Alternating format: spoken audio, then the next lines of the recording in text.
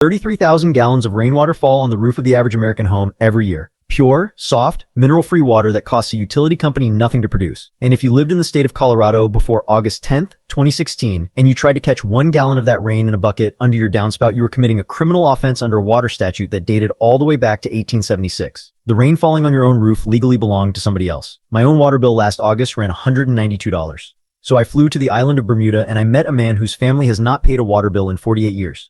The system he uses costs $150 at any hardware store in America. Before the end of this video, I'm going to name the 1876 document that made your monthly water bill possible, and I'm going to show you the exact $148 installation that cut my own August bill from $192 to $48. After the last video on reflective roof coatings, dozens of you wrote in asking me the same follow-up question. What is the old world answer to the water bill? So I pulled the thread, and what I found was not an Amish answer. It was a Bermudian answer, a Brazilian answer, a Byzantine answer, and a 6,000-year-old hillside in the Jordan Valley that nobody in America has ever told you about. The part that made my jaw drop was a letter that arrived in a mailbox outside Telluride, Colorado in the summer of 2007. Stay with me because the story of why you pay what you pay for water starts in that mailbox, and it ends underneath a white-stepped roof in the North Atlantic. I was sitting at my own kitchen table on a Saturday afternoon when my sister-in-law called from Castle Rock, Colorado. She was laughing about something her next-door neighbor had told her over coffee that morning. The neighbor had been cited by the Colorado State Water Engineer's office in 2013 over 2 rain barrels in her backyard. I thought my sister-in-law had misheard the story. I thought maybe the homeowners association had written the letter. The idea that an American homeowner could be punished by the government for catching rain off her own roof on her own property with her own bucket did not compute. So I got up from the table, walked to the laptop in the den, and pulled up Colorado Revised Statute 37-92-602. I read the statute out loud 3 times in a row. The precipitation that falls onto your land is classified as waters of the state. Interception of those waters, in the exact legal language of the statute, required a water right continuously held since before 1876. If you did not have the right, the rain was not yours to catch. That was the law in Colorado for 140 years. And I had been paying a water bill my entire adult life without ever once knowing that fact. The cost of not knowing this has been stacking up on every American homeowner for decades. The average household water bill has climbed roughly 40% over the past 10 years. Denver Water has raised its residential rates 5 separate times since 2019. Across Phoenix, Las Vegas, and the California Central Valley, drought surcharges now add as much as 40% on top of the base rate during the dry months. An average home in the western United States pays between $90 and $180 a month for water that falls out of the sky for free. Between 30 and 70% of all residential water use in America goes to outdoor irrigation, meaning lawns, flower beds, and garden drip lines.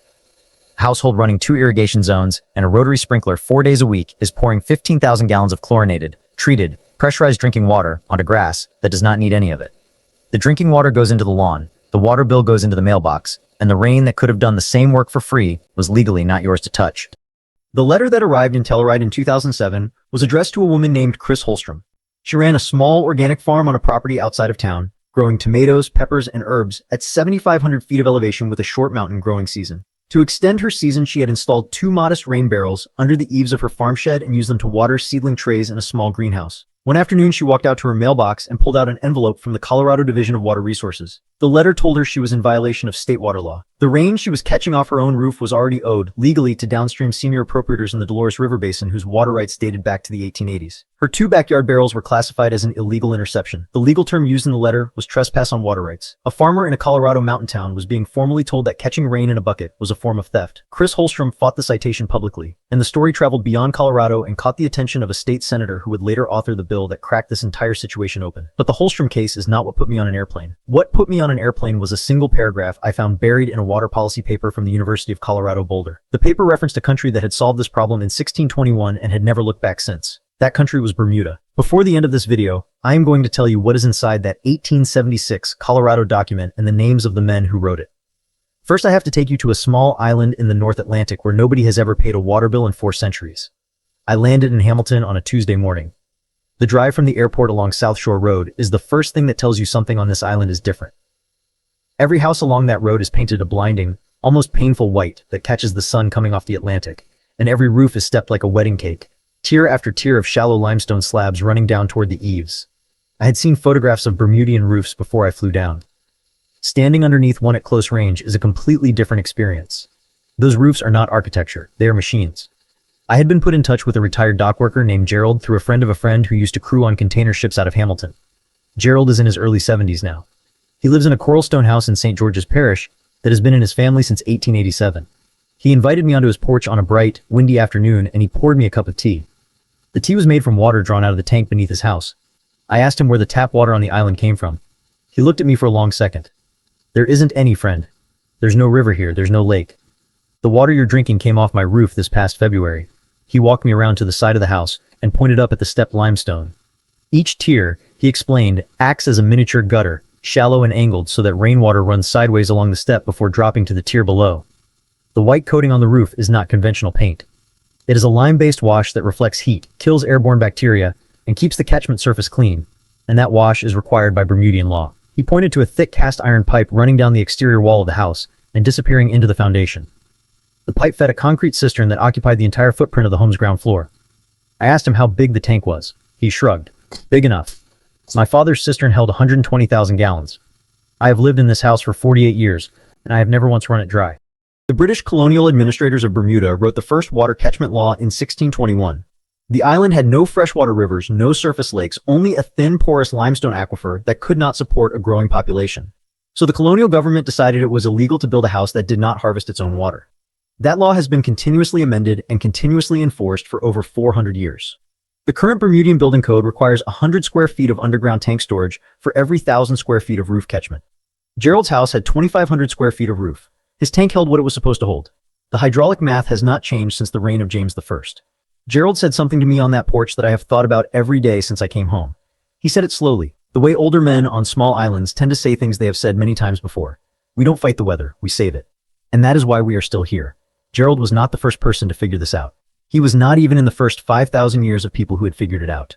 Archaeologists in the hill country of modern-day Jordan have dated rainwater cisterns carved into bedrock to the 4th millennium before Christ, lined with a waterproof plaster mixed from lime, ash, goat hair, and olive oil. And some of those 6,000-year-old cisterns still hold water today. In the summer of 537, the Byzantine Emperor Justinian ordered 336 marble columns sunk beneath the streets of Constantinople to create the Basilica Cistern, an 80,000 cubic meter underground reservoir that kept the city alive through 3 separate sieges and still holds water today, 15 centuries later, as a tourist attraction in the heart of Istanbul.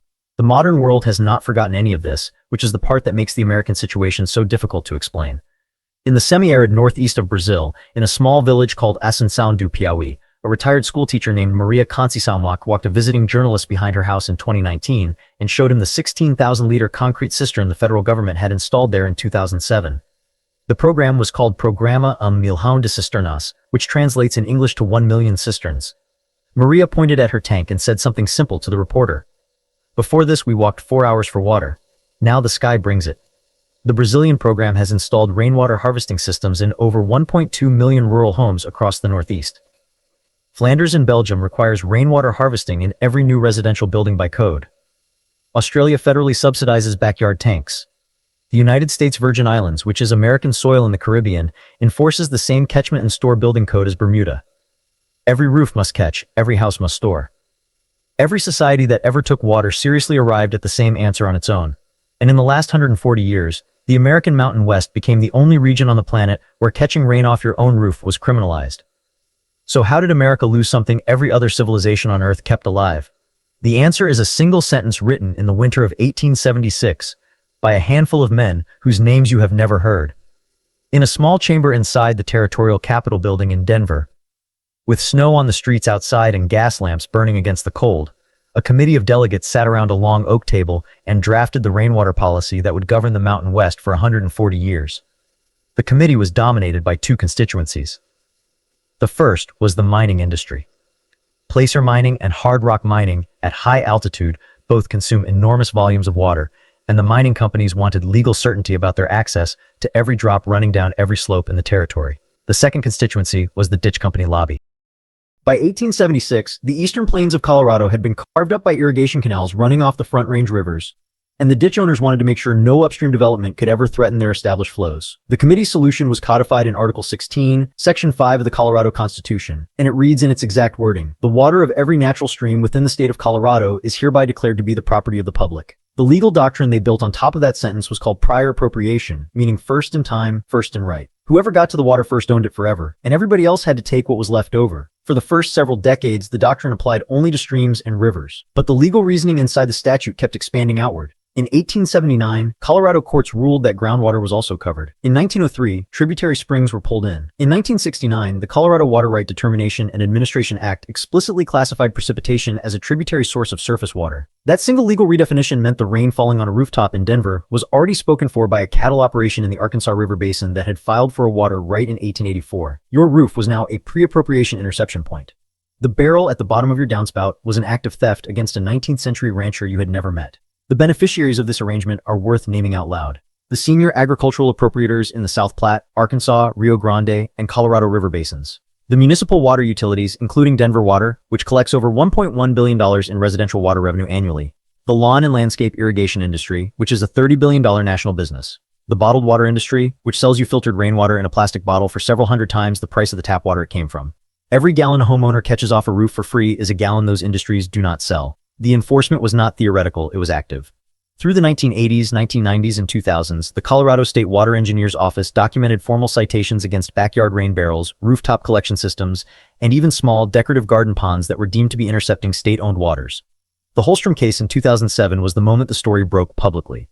A Colorado state senator named Gail Schwartz introduced a limited rural exemption bill in 2009, House Bill 09129, which passed but only covered rural well owners.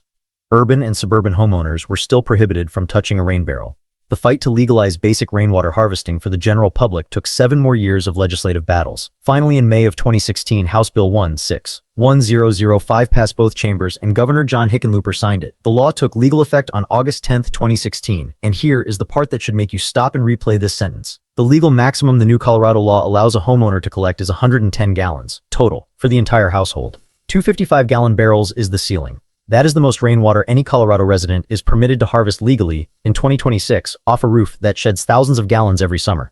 110 gallons. Utah caps residential rainwater collection at 2,500 gallons. Nevada required formal water right permits until a statutory update in 2017. Washington state required formal water rights for rainwater until a Department of Ecology ruling in 2009 clarified that rooftop catchment was permitted. The American Mountain West is the only region on the planet where private citizens had to fight their own state legislatures for the legal right to put a bucket in the backyard. After I came home from Bermuda, my sister-in-law called me again from Castle Rock with a notepad and a pen ready at her kitchen counter. She wanted to know the math. She wanted to know how much rain was actually coming off her roof every year that she had been letting flow straight into the storm drain. I told her the single number that every hydraulic engineer uses as the starting point. 1 inch of rainfall across 1,000 square feet of roof catchment surface produces 620 gallons of water. That number is not an estimate, it is basic geometry. 1 inch of rain equals 1 inch of water depth, and 1,000 square feet of horizontal area equals a volume that, when converted from cubic feet to gallons, comes out to 620 every time, in every state, in every climate on Earth. Her house in Castle Rock has roughly 1,800 square feet of roof. The Colorado Front Range averages about 15 inches of annual rainfall, lower than the national average because of the high plains rain shadow. I walked her through the multiplication on the phone. Her roof catches approximately 17,000 gallons of water per year that she currently lets run into the street gutter and down a storm drain. The average single-family American home in a wetter climate, with 1,800 square feet of roof and 30 inches of annual rainfall, has roughly 33,000 gallons of free water falling on it each year. Your household uses on average around 90,000 gallons annually. Only about 12,000 of those gallons go to drinking, cooking, and bathing. The other 78,000 go to flushing toilets, washing clothes, washing cars, washing driveways, and irrigating lawns and gardens. Every one of those 78,000 gallons could legally come off a rooftop in 38 American states right now with the equipment I am about to describe. The math is the easy part. The hard part is the one piece of this system that 90% of first-time installers leave out, and the reason their rain barrels fail inside 2 years. It is called the first flush. When rain hits a dry rooftop, the first several gallons of runoff pick up everything that has been sitting on the roof surface since the last rainfall, including bird droppings, tree pollen, roofing granules, and general dust, and you do not want that water going into your storage tank. The solution is a simple device called a first flush diverter, which is a vertical section of PVC pipe installed at the base of the downspout. The first gallons of runoff fill the diverter chamber completely before the clean water that follows is allowed to continue on into the tank. A small ball valve at the bottom of the diverter lets you drain the dirty water out after the rain stops. Total cost of the parts to build one yourself is under $25 at any hardware store in America. If you already own a house and you are thinking this only applies to new construction or to people with big rural properties, stay with me, because this part is specifically for you. Every house in America that already has downspouts on its gutters is 80% of the way to being a rainwater harvesting home. The downspout is your intake, the tank is your storage, and you do not need a licensed contractor or a plumber, or, in most states, a permit of any kind for a non-potable exterior system that is not connected to your interior plumbing. You do not need to modify the house. A rainwater harvesting system in its basic form is a standalone piece of backyard equipment that happens to be attached to a gutter.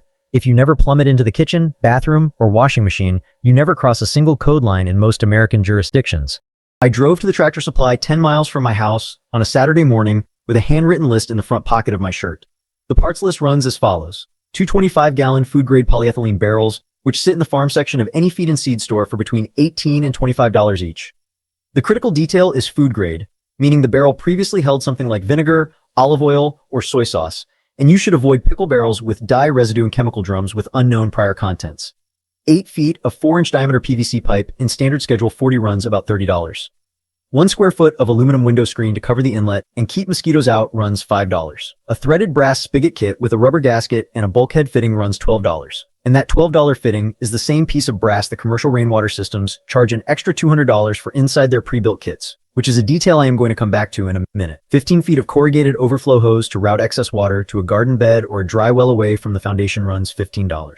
4 cinder blocks to elevate the barrel off the ground and create gravity feed pressure at the spigot run about $20 total. My total at the register that Saturday morning was $148 and change. The install itself is where first-time builders lose their systems inside 2 years. And the reason has nothing to do with the barrels. It comes down to one step in the sequence that is easy to skip when you are rushing to get the system online before the next rainstorm. Installation is one afternoon of work. You dig a small level pad next to the house where the downspout currently dumps into the yard. You stack the cinder blocks 2 courses high. You set the barrel on top of the blocks. You cut your existing downspout about 4 feet above the top of the barrel. This next step is the one that matters. The first flush diverter goes into the vertical run of the downspout before the water ever touches the barrel. Every homeowner who skips this piece is the one whose rain barrels grow mold, breed mosquitoes, and fail inside 2 summers. The homeowners who install it correctly get 2 decades of clean water storage with almost zero maintenance. You route the clean side of the diverter into the top of the barrel through a screened inlet. You install the threaded brass spigot low on the sidewall of the barrel using the bulkhead fitting. You attach the overflow hose to the top side overflow port and route it out to the garden bed. That is the entire system. There is no electricity or pump, and no moving parts of any kind. Gravity does 100% of the work. And once you have built this thing for $150 in your driveway on a Saturday afternoon, you find out what the companies that already know about it have been charging for the exact same parts. Rainwater Management Solutions in Georgia, Rain Harvest Systems, and a dozen similar regional outfits sell residential rainwater kits, starting at $3,500 installed, running up to $8,000 for a 2,000-gallon setup with a transfer pump. The tanks inside those kits are the same food-grade polyethylene you can buy at a feed store. The fittings are the same PVC you can buy at Home Depot. The first flush diverter is the same $25 assembly. The only difference between the commercial kit and the Saturday morning version is the invoice. The homeowner who builds his own system for $150 has paid for the parts.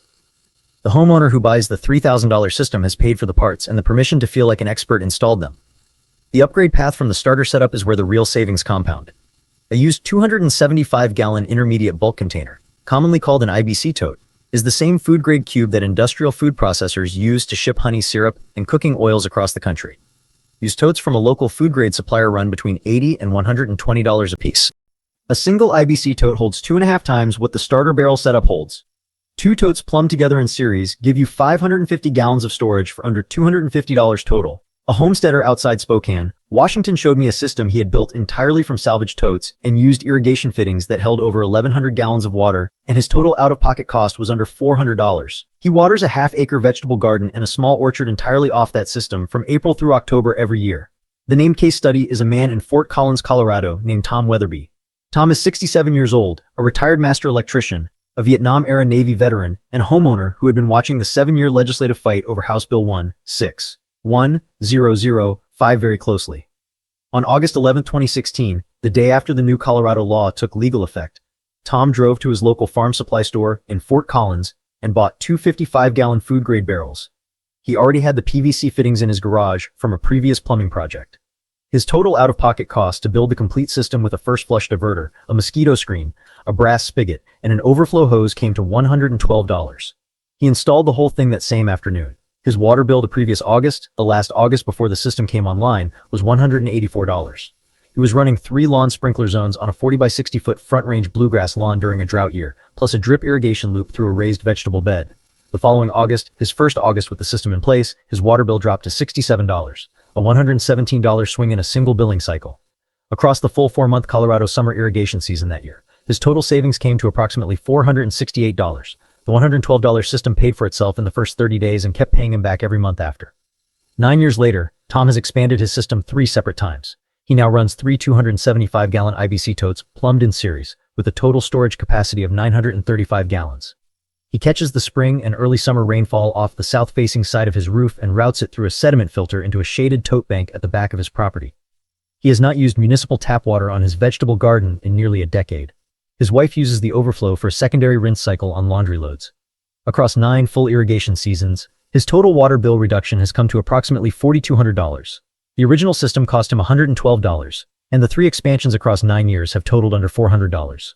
Net savings after every cost is roughly $3,700 that would otherwise have gone straight to the city utility. Tom sat at his kitchen table in Fort Collins and said something to me while he was sketching the plumbing diagram on the back of a grocery receipt. He said it without any particular drama. They told me for 40 years the rain wasn't mine. Turns out the rain was mine the whole time. They just didn't want me to know where the spigot was. I flew home from Fort Collins on a Thursday afternoon. On Saturday morning, I drove to my local Tractor Supply with Tom's napkin diagram folded in my shirt pocket. I spent Saturday afternoon in the driveway cutting the downspout on the east side of the house with a hacksaw, and by Sunday evening the system was online, catching the runoff from a Sunday night thunderstorm that filled the second barrel by Monday morning.